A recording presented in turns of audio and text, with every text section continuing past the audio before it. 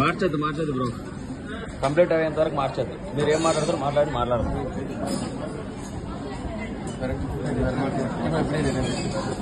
నాకు బిర్యానీ వద్దు బ్రో, నేను ఒక్కనిగా తినింది, చాలా మంది ఉన్నారు, వాళ్ళకి పాయిజన్ అయితే ఏంది అది ఇది ముందే చూడు నువ్వు ఏందో అదేది పాయిజన్, అది పాయిజన్. అది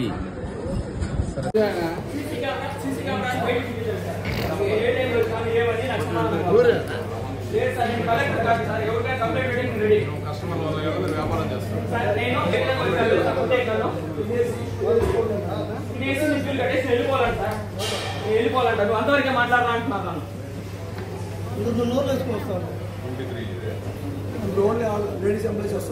లేడీస్ ఎంప్లాయీస్ మీరు ఎందుకు పిలిపిస్తున్నారు? నా మీద దాడి చేస్తాను ఎవరు? నేను చచ్చిపోయింటే దిక్కు ఎవరు వచ్చింది నా ఫ్యామిలీకి?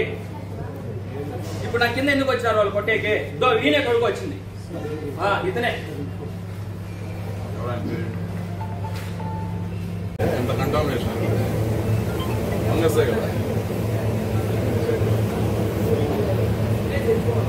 ఇంకా జర్రులు రావంటే ఈ విధంగా వాసనకు వస్తాయి కదా సార్.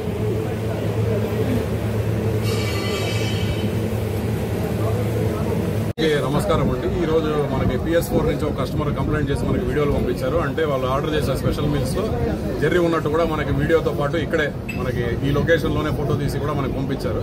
సో ఈ కంప్లైంట్ తీసుకుని నేను food safety officer and sanitation విభాగం అంతా కూడా ఇక్కడికి చెక్ చేయడం జరిగింది.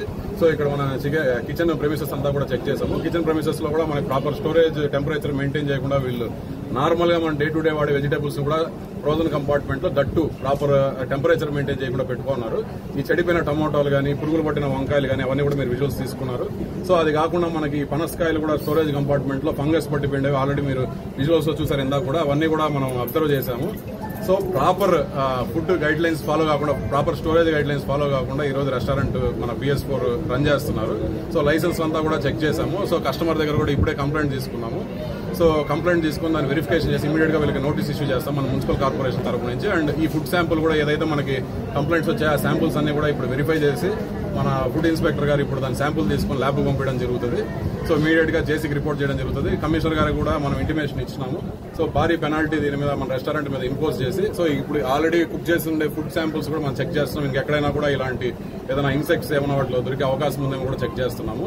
సో కస్టమర్ కూడా ఇక్కడే ఉన్నారు, ఇందాకే స్టేట్మెంట్ ఇచ్చారు. ఆ స్టేట్మెంట్ ఆధారంగా వీళ్ళకి నోటీస్ ఇష్యూ చేసి ఇమీడియట్ గా కిచెన్ కూడా క్లోజ్ చేశాము. సో మనం వెరిఫై చేసి కిచెన్ అంతా మళ్ళీ ప్రాపర్ గా ఉంటేనే దీన్ని తెరవడం జరుగుతుంది. సో ఈరోజు సాయంత్రం నుంచి కూడా వీళ్ళు కిచెన్ క్లోజ్ చేయమని మేనేజర్ కూడా స్ట్రిక్ట్ గా ఇన్స్ట్రక్షన్స్ ఇచ్చామండి. సో దానికి అనుగుణంగా మనం స్ట్రిక్ట్ యాక్షన్ తీసుకుంటాం. నగరపాలక సంస్థ ఆ కిచెన్ ఆల్రెడీ క్లోజ్ చేసాము, సీజ్ చేస్తాం.